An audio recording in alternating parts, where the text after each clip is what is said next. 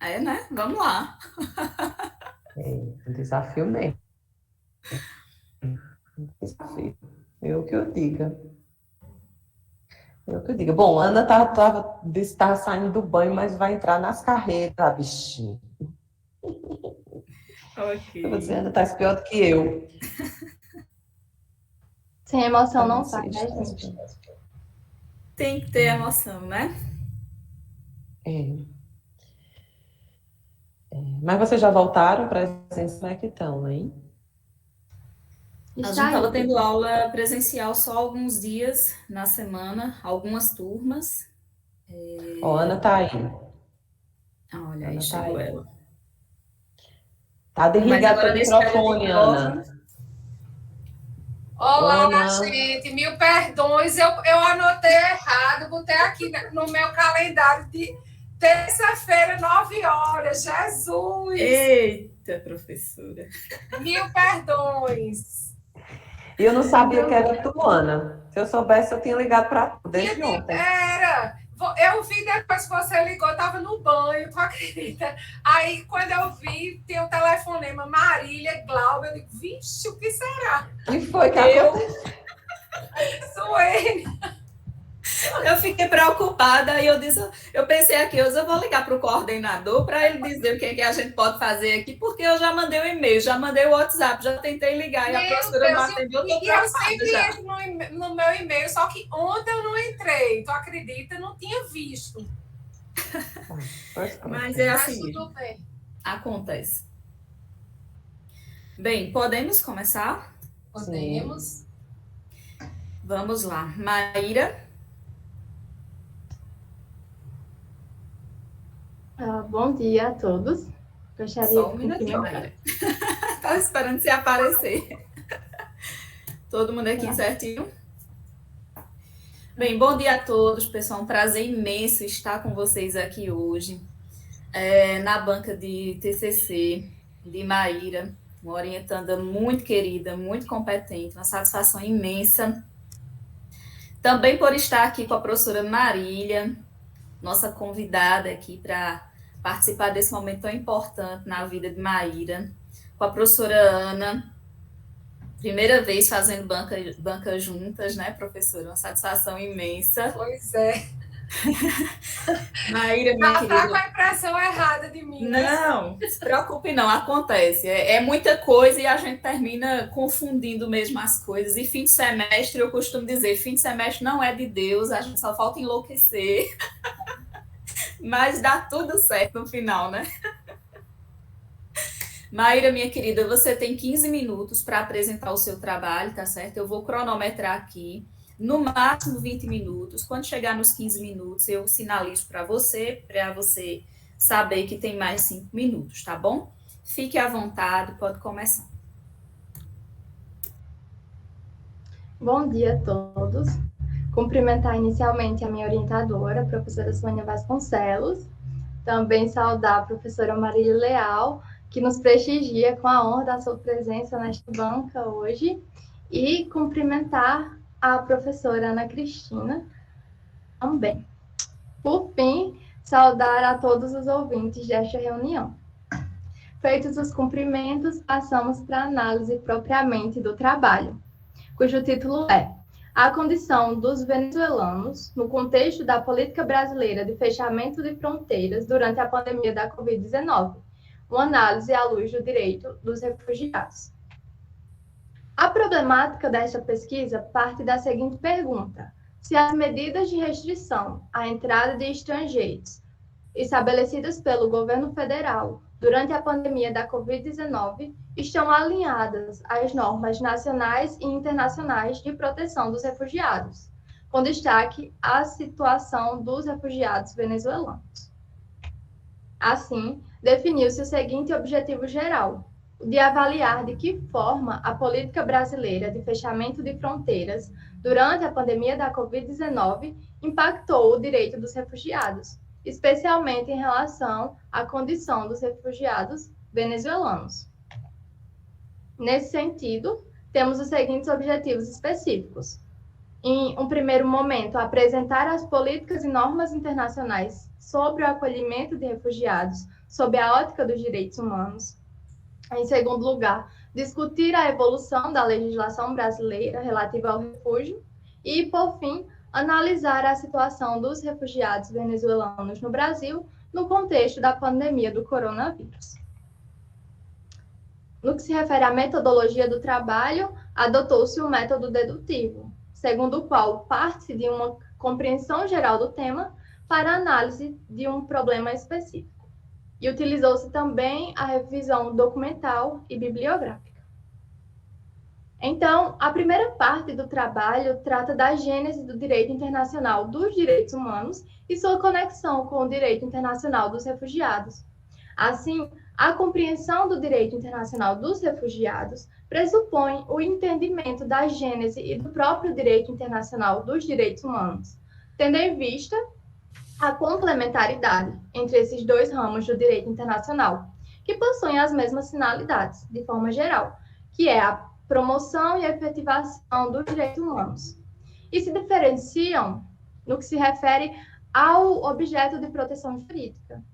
O direito internacional dos refugiados tem como objeto de proteção o refugiado, que é toda aquela pessoa que, por fundado temor de perseguição, por motivo de raça, religião, opinião política, gênero, se vê obrigado a deixar seu país de origem ou de residência habitual.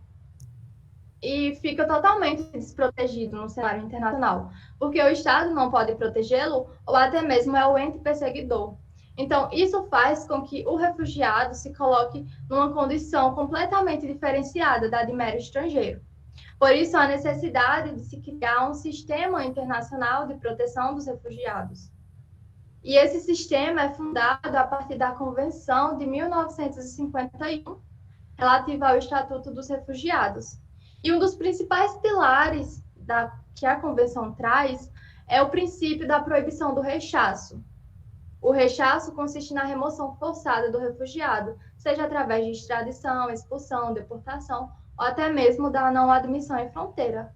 Outro princípio fundamental do direito internacional dos refugiados é o princípio da não discriminação. Os refugiados não podem ser discriminados no âmbito do estado de acolhida, em razão de nacionalidade, religião, cor e nada do tipo. Então, o trabalho também destacou a necessidade de ampliação do conceito de refugiado ao longo das últimas décadas, tendo em vista a eclosão de novos conflitos e o surgimento de novas modalidades de refúgio. Assim, a concretização do direito internacional dos refugiados pressupõe a cooperação da comunidade internacional, especialmente a cooperação dos Estados nacionais. Por isso, a segunda parte do trabalho faz uma análise do posicionamento do Brasil em relação ao tema. E constatou-se que o Brasil aderiu aos principais instrumentos internacionais de proteção dos refugiados, a exemplo da Convenção de 1951 e do seu protocolo 1967. Também, o Brasil foi o primeiro país da América do Sul a aprovar uma normativa interna própria relativa ao refúgio, a Lei 9.474, que é uma legislação muito avançada em termos de refúgio. Ela traz um conceito ampliado de refugiado, reafirma o compromisso com o princípio da proibição do rechaço, com o princípio da não discriminação e com todo o sistema internacional de proteção dos refugiados e dos direitos humanos. Contudo, existe um caminho entre a teoria e a prática. Por isso, a terceira parte do trabalho analisa a efetivação do direito dos refugiados no Brasil, em especial no que se refere à situação dos refugiados venezuelanos no contexto da política de fechamento de fronteiras durante a pandemia da Covid-19. Assim, contextualizou-se inicialmente a crise vivenciada na Venezuela. Também apontou-se que o Brasil é o quinto país que mais recebe venezuelanos. Estima-se que há cerca de mais de 260 mil venezuelanos no Brasil. Também destacou-se que o reconhecimento da grave generalizada violação de direitos humanos em todo o território venezuelano, reconhecimento esse feito pelo Brasil e que facilita o reconhecimento da condição de refúgio dos venezuelanos. Contudo, também chamou-se a atenção para o fato das dificuldades em relação ao acolhimento dos venezuelanos no Brasil. Eles entram pela fronteira terrestre, né, no estado de Roraima, um estado que tem a população pequena e uma infraestrutura bastante limitada. Isso dificulta muito a recepção desses venezuelanos. Além disso, existe uma falta de vontade política, né, em oferecer um melhor acolhimento a essas pessoas e outras questões culturais, como a xenofobia e as diferenças culturais. Assim, para piorar essa situação, veio a pandemia da Covid-19. E se estabeleceu durante esse período uma política de fechamento de fronteiras extremamente dura em relação aos venezuelanos. Então, desde o início da pandemia, se manteve fechada a fronteira, né, para estrangeiros que entrassem no país por meio terrestre. E mesmo os venezuelanos foram excluídos até mesmo das exceções a essa proibição de entrada de estrangeiros por via terrestre, por 1 ano e 3 meses. Além disso, ao mesmo tempo em que se manteve fechada essa fronteira por meio terrestre, se permitiu a livre entrada de estrangeiros por via aérea, o que revela uma grande desproporção entre as medidas adotadas por essa política de fechamento de fronteiras durante a pandemia da Covid-19.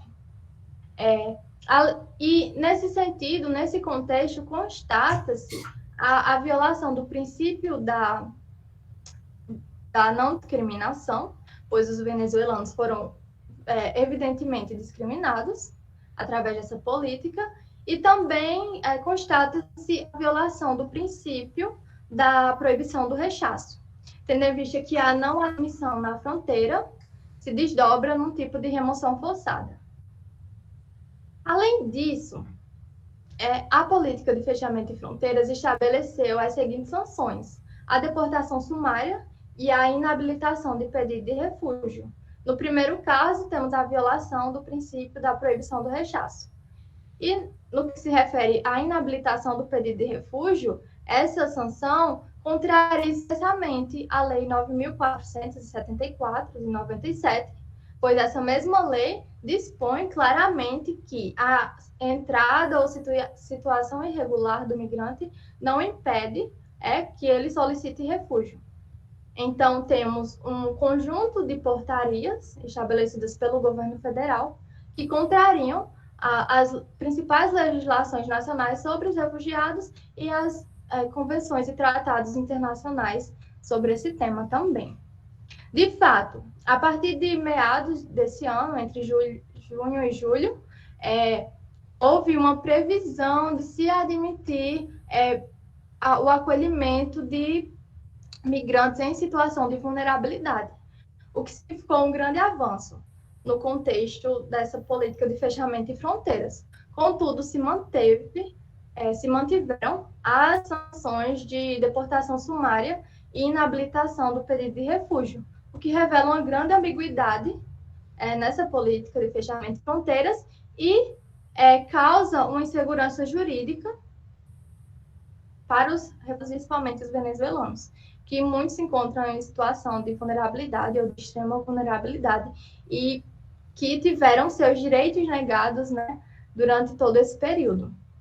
Então, os impactos sofridos por esse grupo de pessoas durante esse período são incalculáveis, tendo em vista que portarias hierarquicamente inferiores, né, no ordenamento jurídico, acabaram negando os seus direitos. Assim, chegamos às considerações finais. E destaca-se a importância da efetivação das normas internacionais e nacionais, cujo foco é a proteção da dignidade da pessoa humana e dos direitos humanos, e há incluídos os direitos dos refugiados. Também concluiu-se que a compreensão do direito internacional dos refugiados é indissociável da compreensão do direito internacional dos direitos humanos. E que, apesar dos grandes avanços jurídicos e legislativos ocorridos no Brasil, a realidade brasileira é cheia de contradições quando se trata de direitos humanos, e aqui especificamente quando se trata da efetivação de direitos humanos. Então, por fim, conclui-se que a política externa brasileira de fechamento de fronteiras violou frontalmente as principais normas nacionais e internacionais relativas ao refúgio. Sua evolução se reveste de contradições e ambiguidades. Portanto, o intuito desse trabalho é suscitar, não esgotar o tema, mas sim suscitar o debate jurídico e acadêmico acerca de uma problemática que é tão atual. Assim, deixo essas reflexões, que se tratam do próprio sofrimento humano.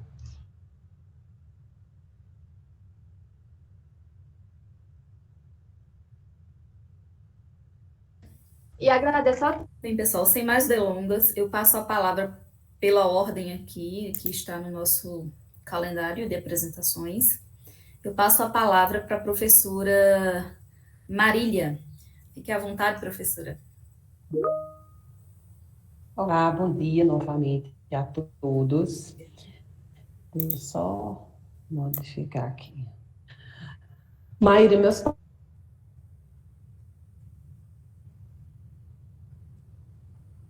que foi você que fez toda essa pesquisa, foi você conhece bastante o tema. Eu fico muito feliz pela sua apresentação e pelo desafio que você enfrentou pesquisando sobre um tema que praticamente não tem bibliografia. Eu li o seu trabalho todo, só fiz algumas pequenas, muito pequenas, realmente, correções, que aí depois você me passa aí seu e-mail, que eu vou lhe mandar o arquivo com as correções que eu fiz, mas assim, muito pontuais, só umas coisinhas aqui ou ali que passam despercebidos, realmente, que precisa de uma leitura de alguém de fora para observar, certo? Mas eu queria lhe dizer que gostei demais do seu... Não, eu não vou dizer que gostei demais do seu tema, porque é o tema que realmente eu pesquiso, né? Que desde eu defendi meu mestrado em 2015, mas desde 2013 eu pesquiso o tema de refugiados. Na época, o Brasil estava vivenciando uma outra onda, né, de problemas com migração, que no caso eram os haitianos, né? O meu tema de pesquisa foi justamente os haitianos, a onda de migração haitiana para o Brasil, e estamos vivendo uma outra onda, que é a migração venezuelana, né? E essa é muito mais preocupante, porque ontem, coincidentemente, eu estava lendo, né, as notícias e tudo mais, e eu vi, uma das manchetes era que a Venezuela, esse ano de 2021, terminará o ano de 2021 como o país mais pobre da América Latina, né? Para vocês terem uma ideia, a moeda venezuelana foram eliminados 14 zeros da moeda do Bolívar, da moeda venezuelana, para vocês terem uma ideia, né, do problema político, social e econômico que a Venezuela passa, né? Então, por isso, esse é um dos motivos da onda de imigrantes venezuelanos estar cada dia maior, né? E eu também já soube, com alguns colegas que moram lá em Roraima, né, em Pacaraima principalmente, que a situação lá está novamente bastante complicada, né? Deu uma parada, como é o tema da nossa amiga Maíra, durante essa pandemia, porque realmente as fronteiras foram fechadas, e é como Maíra disse, é uma questão realmente de discriminação, porque se a gente fecha a fronteira terrestre e não fecha a fronteira aérea, quer dizer, a gente não quer que os que andam a pé, ou os que vêm a pé, ou seja, os mais pobres, entrem no nosso país. Mas quer dizer, quem vem de avião pode entrar, né? Então, está aí na cara, nitidamente, uma violação contra o princípio da não discriminação aos imigrantes, e sequer os venezuelanos puderam pedir a condição de refugiados dentro do Brasil, né? Então, em 2019, a gente estava com um projeto aqui, aliás, a gente ainda tem um projeto aqui em Campina Grande de acolhimento aos refugiados, né? Um projeto que estava com iniciativa da Igreja Católica, aqui com a Catedral, com organizações civis, né, da sociedade civil, com a Prefeitura e com o Estado da Paraíba. A gente estava, inclusive, com uma casa de acolhida para eles, mas aí, justamente, pegou o ano de 2020 com a questão da pandemia e tudo ficou bem mais difícil. Então, o que eu quero dizer, para resumir, eu não tenho nenhuma pergunta, nenhum questionamento a fazer a você, Maíra, não tenho. O seu trabalho está absolutamente...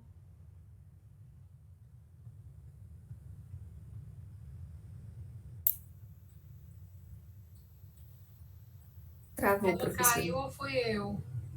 Não, foi ela. Não, foi a Suênia, tá me professora Marília. escutando? Tá me escutando, Suênia? Sim, professora. Acho que foi a professora Marília que caiu. Foi. Acho que ela deve estar tentando voltar. Aí, voltei. Voltou. Eu pensava Voltei. que era eu, Marília, por isso que eu... Voltei, né? Esse negócio desse É triste. esse online é difícil, viu? Não é fácil, não. É difícil. Bom, sim, então, para concluir minha fala, eu não vou conversar muito, né? Porque eu gosto muito de conversar, mas eu vou evitar de passar a manhã todinha, porque eu sei que vocês têm outros compromissos. E eu quero dizer só da minha satisfação de estar participando aqui nessa manhã. É muito gratificante para mim ter sido convidada por você, Maíra. Eu não vou dizer pelas meninas, não, porque as meninas já me conhecem. E o convite delas, se partisse delas, eu ia dizer que é porque gostam de mim, né? São minhas amigas e aí estão querendo fazer aquela média comigo. Mas partiu de você esse convite. Eu me senti muitíssimo lisonjeada. É um tema realmente que eu pesquiso há bastante tempo. Então, eu posso dizer a você que o seu trabalho está muitíssimo bem escrito, muitíssimo bem fundamentado, tá? E eu acredito que você tem muito futuro na área, que você tem ainda um caminho muito bonito a ser traçado dentro da pesquisa. Então, eu quero dizer que eu deixo aqui o meu nome à sua disposição, no que eu puder lhe ajudar, fique à vontade, certo? Pode me procurar. E também para os outros alunos também, que queiram pesquisar o tema, é um tema realmente que eu gosto, que eu pesquiso, falo muito sobre isso, foi meu tema da minha dissertação de mestrado, e está sendo meu tema da minha tese de doutorado, que eu espero defender ano que vem, se Deus quiser, não é não, Ana? Não é não? Se Deus quiser. Então, pessoal, eu só tenho a agradecer, viu, Maíra? Muito obrigada por você ter dividido comigo um momento tão importante da sua vida. Perfeito, professora. Muito obrigada. Passo a palavra para a professora Ana. Fique à vontade, professora. Bem, Maíra, primeiramente, meus parabéns, viu? Tinha lido o seu trabalho e tinha pontuado duas questões, ainda bem que eu li antes, viu? Já pensou se eu fosse me confiar que era amanhã? Mas graças a Deus já li todos os que eu vou participar. Veja bem, primeiro os parabéns, tá? Eu não sou uma especialista no tema, embora é muito difícil falar depois da grande autoridade sobre o tema, que é a professora Marília, que eu acompanho a trajetória dela e sei quão dedicada ela é nesse tema, sabe? Então, fica muito pouco para a gente falar depois de uma autoridade.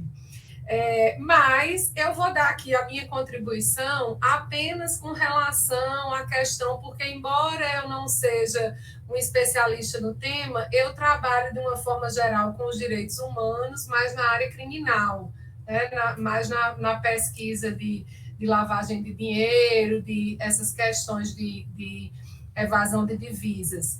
E, querendo ou não, a gente acaba também se familiarizando com o tema, né?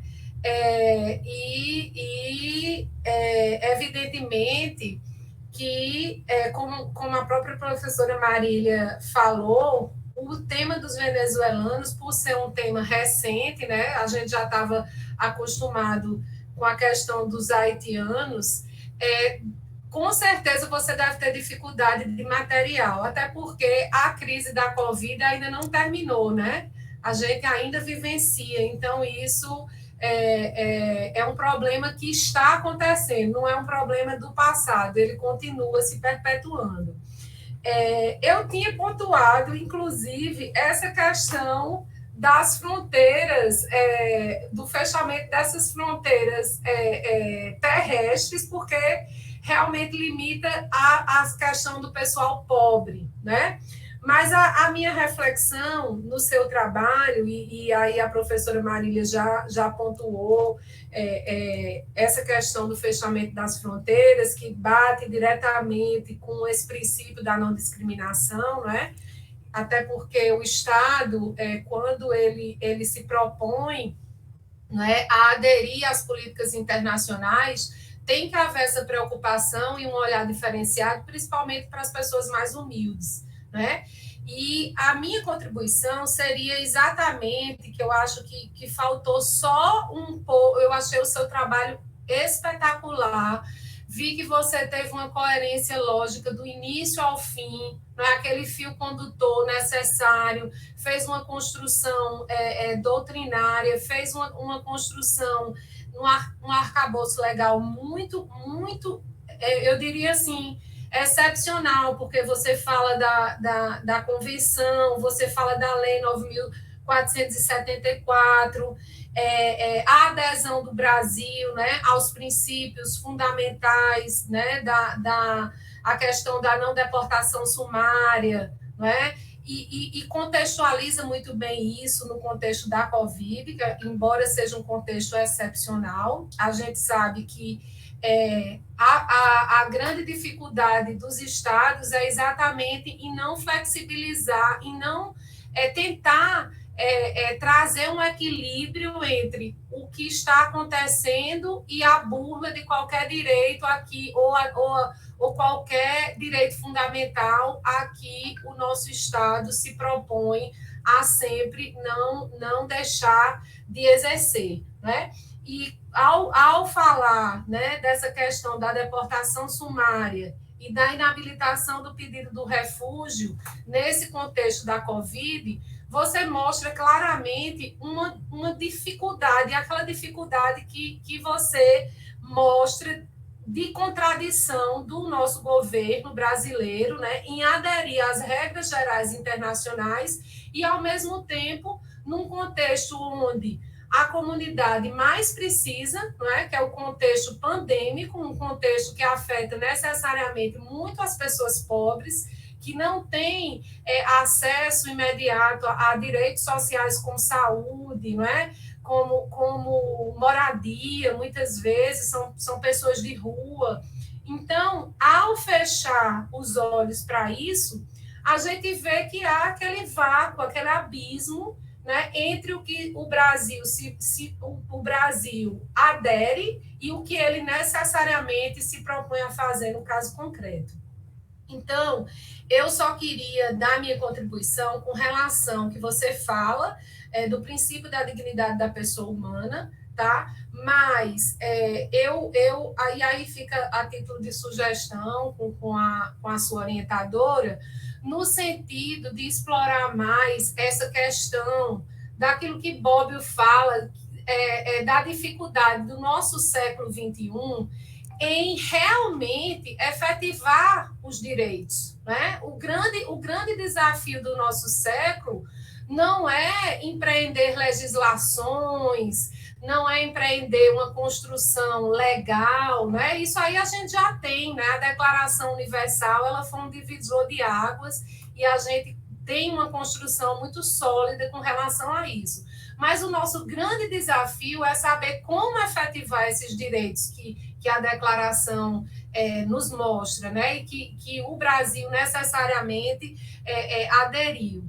Então, eu sugiro, aí é só a título de sugestão, que você explore só um pouco mais essa questão do princípio da dignidade da pessoa humana, que vai aí, eu fiz algumas anotações, eu também posso mandar para o seu e-mail, tá? Inclusive com essa bibliografia da questão da efetividade dos direitos humanos, né? O desafio dos direitos humanos no século XXI se dá efetivamente no plano de você concretizar aquilo que o ordenamento internacional já se propõe.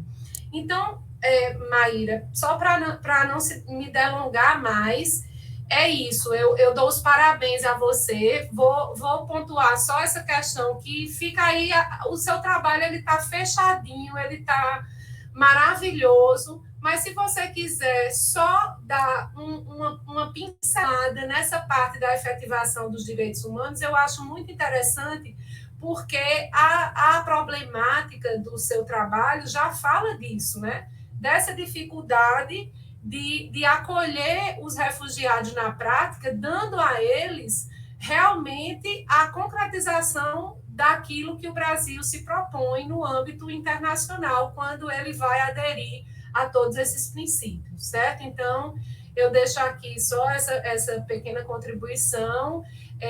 Desde já, parabenizo sua orientadora, Suênia, a gente vê que o trabalho está muito bem recortado, muito bem construído, tá? Você está de parabéns. Acredito até que você deve explorar mais, pega o amor à pesquisa, como a professora Marília, e vai ir no vácuo dela, siga aí os passos que ela está seguindo, que você vai longe, viu? Porque é um tema realmente muito instigante, até para quem não estuda, como é o meu caso, mas assim, como ele tem tentáculos em várias questões sociais, né? A gente acaba achando muito bacana isso, muito bacana de se ver essas questões. Então, eu deixo aqui meus parabéns e passo a palavra aqui à professora Sueli. Perfeito, professora. Muito obrigada. Sempre é fundamental essa outra visão, né, sobre o trabalho. É extremamente importante. Eles têm muito medo da banca de TCC, né, mas eu costumo dizer que é até natural, porque a gente não gosta muito de ser avaliado, né? Qualquer um de nós, até nós professores, quando estamos na condição de avaliados, a gente fica com medo também, fica receoso, é natural do ser humano, né? Mas é um momento importante, porque realmente é uma outra visão sobre o trabalho. Às vezes a gente está ali na correria, naquela leitura já, que eu costumo dizer, já cansada de final de semestre, né? E realmente esse outro olhar da banca é extremamente importante para clarear ainda mais as ideias em relação ao tema proposto. A gente teve até uma dificuldade aqui no trabalho de Maíra, que foi cumprir ali a quantidade de laudas, né? A gente teve que, na verdade, reduzir o trabalho dela, porque tinha extrapolado a quantidade limite que é estipulada pela instituição. Mas fica aí a sugestão das professoras, né, Maíra, para você melhorar ainda mais o seu trabalho para tentar o mestrado aí, porque você tem todas as ferramentas e competência, com toda certeza, para seguir os passos aí da professora Marília no mestrado, e ela já se colocou aí à disposição para lhe ajudar nesse sentido. Então, você está em excelentes mãos, pode ter certeza disso, viu? Pessoal, eu vou fazer o seguinte... como tem aqui muita gente, eu vou fazer uma chamada de vídeo, professoras, para a gente debater a nota, né? Pode ser, eu criei um grupo aqui, vou fazer uma chamada de vídeo conjunta, o pessoal espera aqui um minutinho, tá certo, Maíra? Enquanto eu debato. Foi Suênia. Tá bom? Pô, já tá me esperando ali na outra banca, só um minutinho.